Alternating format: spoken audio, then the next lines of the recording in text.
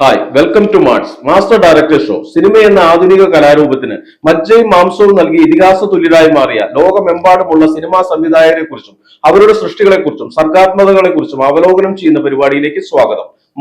Master director show.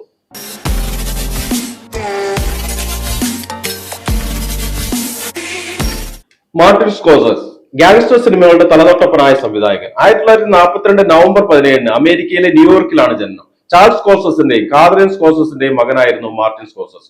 പ്രാദേശികമായി Little Italy എന്ന് വിളിക്കുന്ന ഒരു പ്രദേശത്തായിരുന്നു മാർട്ടിന്റെ ബാല്യകാലം. ഇറ്റലിയിൽ നിന്നുള്ള കുടിയേറ്റക്കാർ തിങ്ങിപ്പാർക്കുന്ന സ്ഥലമായിരുന്നു അത്. കടുത്ത കത്തോലിക്ക മതവിശ്വാസത്തിൽ ആയിരുന്നു അദ്ദേഹത്തിന്റെ ബാല്യകാല ജീവിതം. അതോടൊപ്പം തൊട്ടടുത്ത് തന്നെ വേരോടിയിരുന്ന മാഫിയ ഗാങ്സ്റ്റർ സംസ്കാരവും അദ്ദേഹത്തിന്റെ ബാല്യകാലത്തെ സ്വാധീനിച്ചിരുന്നു.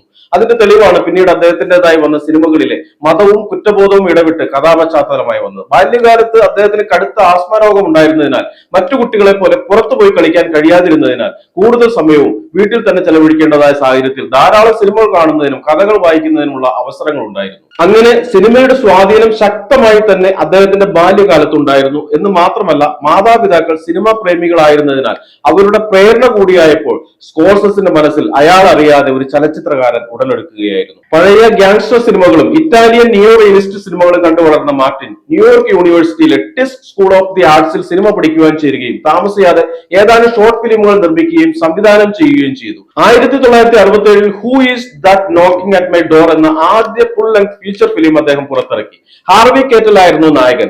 ഒരു യുവാവിന്റെ ജീവിതത്തിലെ പ്രണയവും മതവിശ്വാസവും തമ്മിലുള്ള സംഘർഷമായിരുന്നു പ്രമേയം. ചിത്രം ഒരു കൊമേഴ്സ്യൽ ഹിറ്റ് ആയിരുന്നില്ലെങ്കിലും ഇൻഡസ്ട്രിയിൽ ശ്രദ്ധ നേടാൻ ഇത് സഹായിച്ചു. 1973 പുറത്തിറങ്ങിയ മീൻ സ്ട്രീറ്റ് എന്ന ചിത്രമായിരുന്നു സ്കോർസെസയ്ക്ക് ചലച്ചിത്ര ലോകത്ത് ഹിറ്റ് മേക്കർ കിരീടം നേടിക്കൊടുത്തത്. പിന്നീട് തന്റെ തന്നെ ഒരുപാട് സിനിമകളിൽ നായകനായും പ്രതിനായകനായും അഭിനയിച്ച റോബർട്ട് ഡിനിറോ എന്ന അതുല്യ നടൻ ആദ്യമായി അദ്ദേഹത്തിന്റെ ചിത്രത്തിൽ അഭിനയിച്ചത് ഈ ചിത്രത്തിലായിരുന്നു. റോബർട്ട് ഡിനിറോയുടെ ആദ്യ ചിത്രം 1969 പുറത്തിറങ്ങിയ വെഡിങ് പാർട്ടി ആയിരുന്നെങ്കിലും അദ്ദേഹത്തെ ശ്രദ്ധേയനാക്കിയത് സ്കോർസെസയുടെ മീൻ സ്ട്രീറ്റ് ആയിരുന്നു. സിനിമ തുടങ്ങുന്നത് ഹാർവി കേറ്റൽ അവതരിപ്പിച്ച ചാർലി എന്ന കഥാപാത്രം പള്ളിയിൽ പ്രാർത്ഥിച്ചുകൊണ്ടിരിക്കുന്ന രംഗത്തോടെയാണ്. തന്റെ മാമനായ ജിയോവന്നിയുടെ കീഴിൽ ചെറിയ രീതിയിൽ മാഫിയ പ്രവർത്തനങ്ങൾ നടത്തി ജീവിക്കുന്ന ആളാണ് ചാർലി. അതിന്റെ കുറ്റബോധത്തിലാണ് ചാർലി പള്ളിയിൽ പ്രാർത്ഥിക്കുന്നത്. ചാർലി അനുഭവിക്കുന്ന മാനസിക സംഘർഷം വളരെ വ്യക്തമായി പ്രേക്ഷകർ മനസ്സിലാകുന്നുണ്ട്. ചാർലിയുടെ അടുത്ത സുഹൃത്താണ് റോബർട്ട് ഡിനിറോ അവതരിപ്പിച്ച ജോണി ബോ. നിരുത്തരവാദിയും കടം വാങ്ങിയാൽ തിരികെ കൊടുക്കാത്തവരും ആളുകളുമായി നിരന്തരം വഴക്കിടുന്നവരുമാണ് ജോണി. പല കാര്യങ്ങളിലും ചാർലിയാണ് ജോണിയെ പ്രൊട്ടക്ട് ചെയ്യുന്നത്. അതുകൊണ്ട് തന്നെ അവരുടെ ബന്ധം അത്രയ്ക്ക് ശക്തമാണ്. മാത്രമല്ല, ജോണിയുടെ കസിനായ തെരേസയുമായി വളരെ രഹസ്യമായി ചാർലി പ്രേമത്തിലുമാണ്. എന്നാൽ എപ്പിലെപ്സി രോഗിയായ തെരേസയെ ചാർലിയുടെ അങ്കിളിന് ഇഷ്ടമല്ല എന്ന് മാത്രമല്ല, ആ ബന്ധം തുടരാൻ അയാൾ തടസ്സവുമാണ്. ഇതിനിടെ പലരിൽ നിന്ന് കടം വാങ്ങി തിരികെ കൊടുക്കാത്ത ജോണി മൈക്കിൾ എന്ന ആളിൽ നിന്ന് കടം വാങ്ങിയ തുക വലിയ തുകയായതുകൊണ്ട് തിരികെ ലയിപ്പിക്കാത്തതുകൊണ്ട് മൈക്കിൾ ജോണിയുടെ പിന്നാലെ തന്നെയാണ്. അനുരഞ്ജന നീക്കവുമായി ചാർലി കൂടെ ഉണ്ടെങ്കിലും മൈക്കിൾ അതിന് വഴങ്ങുന്ന രീതിയിലല്ല കാര്യങ്ങളുടെ പോക്ക്. അതുകൊണ്ട് കൂടിയും ചാർലി അസ്വസ്ഥനാണ്. സിനിമയിൽ ഒരു രംഗത്തിൽ തീയുടെ മുകളിൽ കൈവച്ച് അസഹനീയമായ ചൂട് അനുഭവിക്കുന്ന ചാർലിയുടെ മാനസിക സംഘർഷത്തിന്റെ പാരമ്യത പ്രേക്ഷകൻ മനസ്സിലാക്കുന്നുണ്ട്. മൈക്കിളുമായി ജോണിയുടെ പ്രശ്നം വഷളാവുമ്പോൾ ചാർലിയുടെ ഇടപെടലിനെതിരെ അങ്കിൾ പോലും ക്രുദ്ധനാവുന്നു. ജോണി തനിക്കൊരു ബാധ്യതയായി വളരുന്നത് ചാർലി തിരിച്ചറിയുന്നു. അവസാനം ചാർലി ഒരു തീരുമാനമെടുക്കുന്നു. തെരേസയെയും ജോണിയെയും കൂട്ടി ഈ നഗരത്തിൽ നിന്ന് രക്ഷപ്പെടുക. അതോടെ എല്ലാ പ്രശ്നങ്ങളും അവസാനിക്കുമെന്ന തിരിച്ചറിവിൽ അവർ ഒരു കാറിൽ ലിറ്റിൽ ഇറ്റലി എന്ന ആ നഗരത്തിൽ നിന്ന് യാത്ര പുറപ്പെടുന്നു. എന്നാൽ മൈക്കിളും കൂട്ടരും അവരെ പിന്തുടരുന്നു. സംഘർഷത്തിനും വെടിവെപ്പിനും ഒടുവിൽ മൃതപ്രായനായ ജോണിയെയും ഗുരുതര പരിക്കേറ്റ ചാർലിയെയുമാണ് നമുക്ക് കാണാനാകുക. പാപത്തിന്റെ ലോകത്ത് നിന്ന് രക്ഷപ്പെട്ട് നല്ലവരാകാൻ ശ്രമിക്കുന്ന കഥാപാത്രങ്ങളുടെ പിന്നീടുള്ള അവസ്ഥ എന്തെന്ന് പ്രതിപാദിക്കാതെയാണ് സിനിമ അവസാനിക്കുന്നത്. സിനിമയുടെ തുടക്കത്തിൽ പാപബോധത്തിൽ പ്രായശ്ചിത്ത മനസ്സുമായി പള്ളിയിൽ പ്രാർത്ഥിച്ചു നിന്ന ചാർലി സിനിമയുടെ അവസാനം രക്ഷപ്പെടാൻ കഴിയാതെ ആരെയും രക്ഷപ്പെടുത്താൻ കഴിയാത്ത നിർവികാരനായി നിലകൊള്ളുന്നു. ഒരാൾ തിരഞ്ഞെടുക്കുന്ന ജീവിതം തന്നെയാണ് അയാളുടെ വിധി നിർണ്ണയിക്കുന്നതെന്ന സന്ദേശവുമായി അവസാനിക്കുന്ന മനോഹര ചിത്രം. മാർട്ടിൻ സ്കോർസെസെ സംവിധാനം ചെയ്ത് 1976 പുറത്തിറങ്ങിയ ഒരു അമേരിക്കൻ നിയോ നോയർ സൈക്കോളജിക്കൽ ഡ്രാമ ചിത്രമാണ് ടാക്സി ഡ്രൈവർ. പോൾ ഷാഡർ ആണ് ചിത്രം എഴുതിയത്. വിയറ്റ്നാം യുദ്ധത്തെ തുടർന്ന് ന്യൂയോർക്ക് നഗരം തകർന്നു വീഴുന്ന ഒരു പശ്ചാത്തലത്തിൽ റോബർട്ട് ഡിനിറോ വെറ്ററൻ മറൈനായും ടാക്സി ഡ്രൈവർ ട്രാവിസ് ബിക്കിളായും അഭിനയിക്കുന്നു. നഗരത്തിൽ രാത്രി ജോലി ചെയ്യുമ്പോൾ മാനസികാവസ്ഥ വഷളാവുന്ന ട്രാവിസ് ബിക്കിളിന്റെ വേഷത്തിലാണ് റോബർട്ട് ഡിനിറോ ഈ ചിത്രത്തിൽ അഭിനയിച്ചിരിക്കുന്നത്. Jodie Foster, Cybill Shepherd, Harvey Keitel, Peter Boyle, Leonard Harris, Albert Brooks എന്നിവരും ചിത്രത്തിൽ അഭിനയിക്കുന്നു. ബെർണാഡ് ഹെർമാൻ തന്റെ അവസാന സംഗീത സംവിധാനം നിർവഹിച്ച ചിത്രമായിരുന്നു ഇത്. മരണത്തിന് മണിക്കൂറുകൾക്ക് മുമ്പ് സംഗീതം പൂർത്തിയാക്കിയ ഈ ചിത്രം അദ്ദേഹത്തിന് സമർപ്പിച്ചിരിക്കുന്നു. 1976 ഫെബ്രുവരി 8-ന് കൊളംബിയ പിക്ചേഴ്സ് തിയേറ്ററിൽ പുറത്തിറക്കിയ ഈ ചിത്രത്തിന്റെ ക്ലൈമാക്സിലെ അക്രമത്തിനും 12 വയസ്സുള്ള പോസ്റ്ററിനെ ബാലവേശിയായി തിരഞ്ഞെടുത്തതിനും വിവാദങ്ങൾ സൃഷ്ടിച്ചെങ്കിലും വിമർശനാത്മകമായും വാണിജ്യപരമായും ചിത്രം വലിയ വിജയം തന്നെയായിരുന്നു. ചിത്രം ആരംഭിക്കുമ്പോൾ രാത്രി ഒരു മഴയുടെ പശ്ചാത്തലത്തിൽ രാത്രി ഷിഫ്റ്റിൽ ടാക്സി ഡ്രൈവറായി ജോലി ചെയ്യുന്ന ട്രാവിസ് ഉറക്കം നഷ്ടപ്പെട്ട ശിഥിലമായ മനസ്സുമായി ഡയറി എഴുതുകയാണ്. ഈ നഗരം ഒരു ദിവസം ശുദ്ധമാകണമെന്നാണ് അയാൾ എഴുതുന്നത്. ടാക്സി ഡ്രൈവറായി ജോലി ചെയ്യുന്നത് കാരണം നഗരത്തിന്റെ ഇരുട്ട് വീണ ഇടനാഴികളിലൂടെ നിയമലംഘനങ്ങളും കൊലപാതകങ്ങളും അഭിസാരികളുടെ അഴിഞ്ഞാട്ടവും കണ്ട് വളർന്ന ട്രാവിസിന്റെ അസ്വസ്ഥവും രോഗാതുരവുമായ മനസ്സിന്റെ നേരെഴുത്താണ് അയാളുടെ ഡയറി കുറിപ്പുകൾ. ഒരു പൊളിറ്റിക്കൽ ക്യാമ്പയിൻ ഓഫീസിൽ വെച്ച് ട്രാവിസ് ബെറ്റ്സി എന്ന പെൺകുട്ടിയെ കാണുകയും പരിചയപ്പെടുകയും ചെയ്യുന്നു. സമൂഹത്തിൽ അവൻ കണ്ട ദുഷ്ടതകൾ ഒന്നുമില്ലാത്ത തികച്ചും നിഷ്കളങ്കയായ പെൺകുട്ടിയായി അവൻ കാണുന്നു. അവളെ ഒരു ഡേറ്റിംഗിന് ക്ഷണിക്കുകയും അവൻ അവളെയും കൊണ്ട് ഒരു പോൺ തിയേറ്ററിലേക്ക് കടന്നു ചെല്ലുകയും ചെയ്യുന്നു. ഒരു നോർമൽ ഡേറ്റിംഗ് പ്രതീക്ഷിച്ച ബെറ്റ്സി പോൺ തിയേറ്റർ കടക്കുന്നതോടെ ഞെട്ടിത്തിരിച്ച് അവനെ ഉപേക്ഷിച്ച് അവിടം വിട്ടുപോകുന്നു. പക്ഷേ ട്രാവിസ് തന്റെ ജീവിതത്തിൽ വളരെ സാധാരണയായി കാണുന്നതും പോകുന്നതുമായ ഒരു സ്ഥലം എന്ന രീതിയിലാണ് അത് തെരഞ്ഞെടുത്തത്. അയാൾക്ക് ഒരു പെൺകുട്ടിയുമായി ഡേറ്റിംഗ് പ്ലേസ് ആയി തിരഞ്ഞെടുക്കേണ്ടുന്ന സ്ഥലമല്ല അതെന്നുള്ള തിരിച്ചറിവില്ലായിരുന്നു. അതോടെ ആ ബന്ധം നശിക്കുകയും ട്രാവിസിന്റെ മനസ്സ് കൂടുതൽ രോഗാതുരമാവുകയും ചെയ്യുന്നു.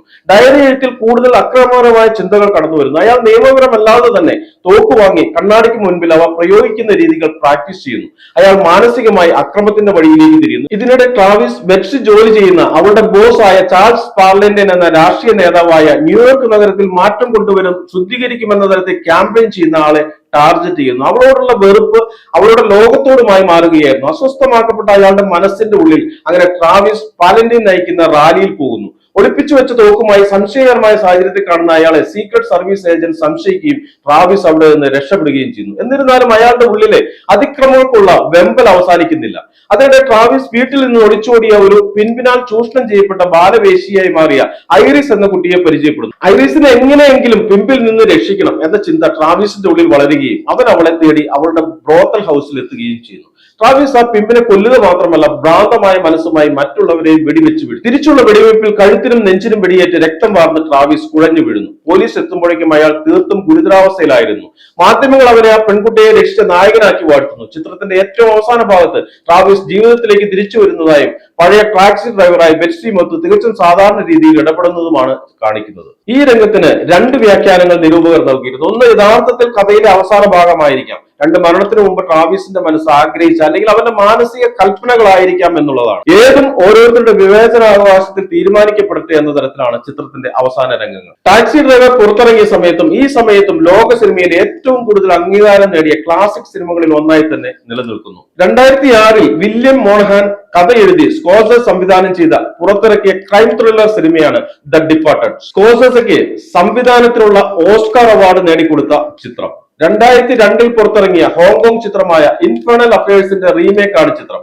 വിന്റർ ഫിൽഗാർ, അഴിമതിക്കാരനായ FBI agent John Connolly, American crime boss Whitey Bulger തുടങ്ങിയ യഥാർത്ഥ ജീവിതത്തിലെ ആളുകളെ അടിസ്ഥാനമാക്കിയുള്ള ചിത്രമായിരുന്നു ഇത്. ഗോൾഡൻ ഗ്ലോബും നിരവധി ഓസ്കാർ അവാർഡുകളും ചിത്രം നേടിയെങ്കിലും ചൈനയിൽ ഈ ചിത്രം നിരോധിക്കപ്പെട്ടു. ചൈനീസ് കുറ്റവാളികൾ സൈനിക ഉപകരണങ്ങൾ വാങ്ങുന്നതിനെ കുറിച്ചുള്ള ഒരു ഉപകഥ ചിത്രത്തിൽ ഉണ്ടായിരുന്നതാണ് നിരോധന കാരണം. ഫേക്ക് ഐഡന്റിറ്റിയുമായി ജീവിക്കുന്ന ഒരു പോലീസുകാരന്റെയും കുറ്റവാളിയുടെയും കഥയാണ് ദ ഡിപ്പാർട്ടഡ് എന്ന് വേണമെങ്കിൽ ചുരുക്കി പറയാം. കോളിൻ സുള്ളിവനും ബില്ലി കോട്സിഗനുമാണ് അവർ. ബോസ്റ്റണിലെ ഐറിഷ് കുറ്റവാളികളുടെ ലോകത്ത് വളരുന്ന സുള്ളിവനെ അധോലോക നേതാവ് ഫ്രാങ്ക് കോസ്റ്റലോ വളർത്തിയെടുത്തത് പോലീസിൽ ചേർക്കുന്നു. തന്റെ ചാരനായി പോലീസിൽ തനിക്ക് വേണ്ടി ജോലി ചെയ്യാൻ ഒരാൾ. പോലീസ് അക്കാദമിയിൽ നിന്ന് ബിരുദം നേടി ജോലിയിൽ പ്രവേശിക്കാൻ ഒരുങ്ങുന്ന ബില്ലിക്ക് അവന്റെ കുടുംബത്തിന്റെ ക്രിമിനൽ പശ്ചാത്തലം കാരണം അണ്ടർ കവർ മിഷന്റെ ഭാഗമായി പ്രവർത്തിക്കേണ്ട സാഹചര്യം ഉണ്ടാകുന്നു. അങ്ങനെ ഫേക്ക് ക്രൈം ഹിസ്റ്ററി ഉണ്ടാക്കി ബില്ലി കോസ്റ്റലയുടെ ഗ്യാങ്ങിലും സുള്ളിവൻ കോസ്റ്റലയുടെ ചാരനായി പോലീസിലും പ്രവർത്തിക്കുന്നു. സുള്ളിവൻ ഡിപ്പാർട്ട്മെന്റിൽ ഉയർന്ന പദവികളിലേക്ക് വരികയും കോസ്റ്റലോയ്ക്ക് വേണ്ടി ചാരപ്പണി തുടരുകയും ചെയ്യുന്നു. ഇതിനിടെ പോലീസ് കോസ്റ്റലോയുടെ ഒരു വലിയ ഡ്രഗ് ഡീൽ പിടിക്കാനുള്ള ഓപ്പറേഷൻ നടത്തുന്നു. പക്ഷെ സുള്ളിവൻ അത് ലീക്ക് ചെയ്തു നൽകുന്നു. അതോടെ പോലീസിനുള്ളിൽ ഒരു സ്പൈ വർക്ക് നടക്കുന്നുണ്ടെന്ന് പോലീസ് സംശയിക്കുന്നതോടൊപ്പം കോസ്റ്റലോയും മനസ്സിലാക്കുന്നു തന്റെ ഗ്യാങ്ങിൽ ആരോ പോലീസ് ഇൻഫർമന്റ് ആണെന്ന്. അങ്ങനെ യഥാർത്ഥ പോലീസായ ബില്ലി പോലീസിനുള്ളിലെ ചാരനെ കണ്ടെത്താൻ ശ്രമിക്കുകയും സുള്ളിവൻ കോസ്റ്റലോയുടെ ഗ്യാങ്ങിലെ ഇൻഫോർമന്റിനെ കണ്ടെത്താൻ ശ്രമിക്കുകയും ചെയ്യുന്നു. ഇരുവരും മാനസിക സമ്മർദ്ദത്തിനും ആശ്വാസത്തിനും സമീപിക്കുന്നതാകട്ടെ സൈക്കോളജിസ്റ്റ് ആയ മഡാലിനെയാണ്. ഇതിനിടെ ബില്ലി മറ്റൊരു സത്യം മനസ്സിലാക്കുന്നു. കോസ്റ്റലോ FBI-ക്കും ഇൻഫോർമന്റ് ആണെന്ന്. അയാൾ എല്ലാവരെയും ഉപയോഗിക്കുന്ന ഡബിൾ ട്രിപ്പിൾ ഏജന്റ് ആണെന്നുള്ള സത്യം ബില്ലി ബില്ലിയെ ഞെട്ടിക്കുന്നു. ബില്ലി വളരെ സമർത്ഥമായി കോസ്റ്റലോയെ ട്രാപ്പ് ചെയ്യുകയും പോലീസ് എത്തി ഷൂട്ടൌട്ട് നടക്കുകയും അവസാനം കോസ്റ്റലോ മരണപ്പെടുകയും ചെയ്യുന്നു. പക്ഷേ കോളിൻ സുളിവൻ ഇപ്പോഴും പോലീസിനുള്ളിലെ ചാരനായി സുരക്ഷിതനായി തുടരുകയാണ്. ഇതിനിടെ ബില്ലി തന്റെ യഥാർത്ഥ ഐഡന്റിറ്റി തെളിയിക്കാൻ തീരുമാനിക്കുകയും കോളിനെ എക്സ്പോസ് ചെയ്യാനുള്ള പ്രൂഫ് ശേഖരിക്കുകയും ചെയ്യുന്നു. ഒരു കെണിയിലൂടെ കോളിനെ അറസ്റ്റ് ചെയ്യാൻ ഒരുങ്ങുമ്പോൾ അയാളുടെ ഒപ്പം തന്നെയുള്ള കോസ്റ്റലോയുടെ മറ്റൊരു പോലീസുകാരൻ ബില്ലിയെ വെടിവെച്ച് കൊല്ലുന്നു. തന്റെ ഐഡന്റിറ്റി ഒരിക്കലും വെളിവാകാതിരിക്കാൻ കോളിൻ ഉടൻ തന്നെ ആ പോലീസുകാരനെ വധിച്ച് അവിടെ നിന്നും രക്ഷപ്പെടുന്നു. എന്നാൽ ഇതിനിടെ കോളിന്റെ യഥാർത്ഥ മുഖം തിരിച്ചറിഞ്ഞ പോലീസ് സർജൻ ഡിഗ്നാം കോളിന്റെ വീട്ടിൽ കയറി അവരെ വെടിവെച്ചു കൊല്ലുന്നു. ചിത്രത്തിന്റെ ഏറ്റവും അവസാന രംഗത്തിൽ കോളിന്റെ വീടിന്റെ ബാൽക്കണിയിൽ ഒരു എലി പരതി നടക്കുന്നതാണ് കാണുന്നത്. അതായത് അഴിമതിയും ചതിയും ഒരു വ്യക്തിയിൽ അവസാനിക്കുന്നില്ലെന്നും അത്തരത്തിലുള്ള പ്രവർത്തനങ്ങൾ അഭംഗുരം തുടരുമെന്നുമുള്ള സൂചനകൾ നൽകിയാണ് ചിത്രം അവസാനിക്കുന്നത്. 2019 സ്കോർസെസിയുടെ സംവിധാനത്തിൽ പുറത്തിറങ്ങിയ മറ്റൊരു മനോഹര ചിത്രമാണ് ദ ഐറിഷ് മാൻ. സ്കോർസെസിയുടെ സിഗ്നേച്ചർ സ്റ്റൈലിലുള്ള മറ്റൊരു മനോഹര ചിത്രം. ഫ്രാങ്ക് ഷെരീൻ എന്ന വ്യക്തിയുടെ ജീവിതവും അയാൾ ചെയ്തു കൂട്ടുന്ന കുറ്റകൃത്യങ്ങളും അയാളുടെ ജീവിതത്തിലെ വിശ്വാസ്യതയും അതുവഴി അയാൾ നഷ്ടപ്പെടുത്തിയ സ്നേഹബന്ധങ്ങളും വാർദ്ധക്യത്തിൽ അതിന്റെ വേദനയും പേറി മരണത്തെ കാത്തിരിക്കുന്ന അയാളുടെ മാനസിക സംഘർഷങ്ങളുമാണ് സിനിമയുടെ ഇതിവൃത്തം. വെറും ഒരു ഗ്യാങ്സ്റ്റർ സിനിമയ്ക്കപ്പുറം മനുഷ്യബന്ധങ്ങളും അവയുടെ ആഴവും സമ്മർദ്ദങ്ങളും നിരർത്ഥതയും പ്രതിപാദിക്കുന്ന ഒരു മനോഹര ചിത്രം. അൽ പാച്ചിനോയും റോബർട്ട് ഡിനിറോയും ജോ പെസ്കിയും മത്സരിച്ച് അഭിനയിച്ച ചിത്രമായിരുന്നെങ്കിലും ആ വർഷം മത്സരം ശക്തമായിരുന്നതിനാൽ മാത്രം ഓസ്കാർ അവാർഡ് നഷ്ടപ്പെട്ട ഒരു ചിത്രം. സിനിമ തുടങ്ങുമ്പോൾ നായകനായ റോബർട്ട് ഡിനിറോ അവതരിപ്പിച്ച ഫ്രാങ്ക് എന്ന കഥാപാത്രം തന്റെ വാർദ്ധക്യത്തിൽ ഒരു നഴ്സിംഗ് ഹോമിൽ മരണവും കാത്തു കിടക്കുന്നിടത്താണ്. അയാളുടെ ഓർമ്മകളിൽ നിന്നുമാണ് ചിത്രം ആരംഭിക്കുന്നത്. യുവാവായ ഫ്രാങ്ക് ഒരു ഡെലിവറി ട്രക്ക് ഡ്രൈവറാണ്. യൗവനത്തിന്റെ ചോരത്തിളപ്പിൽ ജീവിതം ആസ്വദിച്ച് ജീവിക്കുകയാണ് അയാൾ.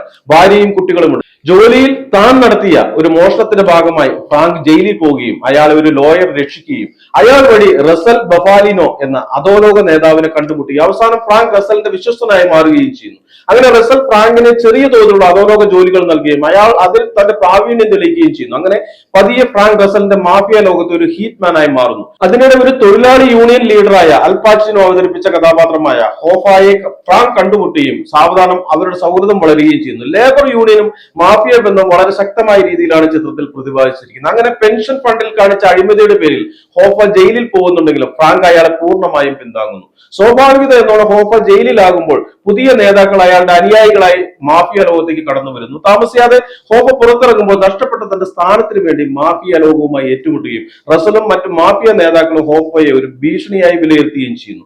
ഇതിനിടയിൽ കുടുങ്ങിപ്പോയത് ഫ്രാങ്ക് ആണ്. തന്റെ ബോസ് ആയ തനിക്ക് ഒരിക്കലും ധിക്കരിക്കാനാവാത്ത റസലിനും തന്റെ ഏറ്റവും അടുത്ത സുഹൃത്തായി മാറിയുന്ന ഹോഫയ്ക്കും ഇടയിൽ ഫ്രാങ്ക് ഞെളിപിരി കൊള്ളുന്നു.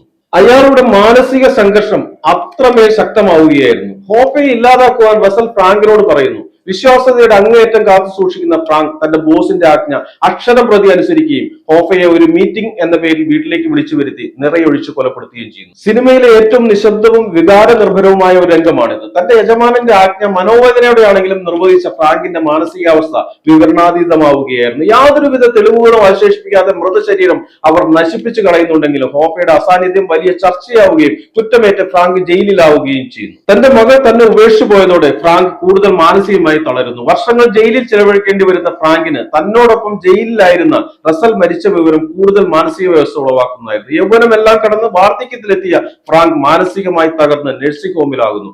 അവസാന രംഗത്ത് നിരാശ ബാധിച്ച മനസ്സുമായിരിക്കുന്ന ഫ്രാങ്ക് തന്റെ മുന്നിലെ തുറന്നു വെച്ച വാതിലിലൂടെ മരണം കടന്നു വരുന്നതും കാത്തിരിക്കുന്നിടത്താണ് ചിത്രം അവസാനിക്കുന്നത്.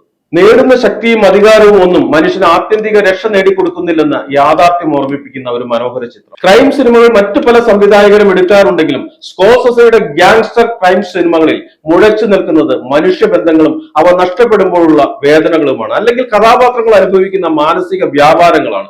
കഥയേക്കാൾ ഉപരി കഥാപാത്രങ്ങളുടെ മനസ്സിന്റെ ആഴത്തിലേക്ക് സഞ്ചരിക്കുന്ന ഷോട്ടുകളാൽ സമ്പന്നമാണ് സ്കോർസെസിയുടെ ചിത്രങ്ങൾ. അത് ടാക്സി ഡ്രൈവർ എന്ന ചിത്രത്തിലെ നായകനായ ട്രവീസിന്റെ മെന്റൽ ബ്രേക്ക് ഡൗൺ ആയാലും ഫ്രാങ്കിന്റെ മാനസിക സംഘർഷങ്ങളായാലും ആസ്വാദകരെ കഥാപാത്രങ്ങളുടെ തലച്ചോറിനുള്ളിലേക്ക് കടത്തിവിട്ട് അവരോടൊപ്പം യാത്ര ചെയ്യിക്കാൻ ശ്രമിക്കുകയാണ് സംവിധായകൻ സ്കോർസെസി.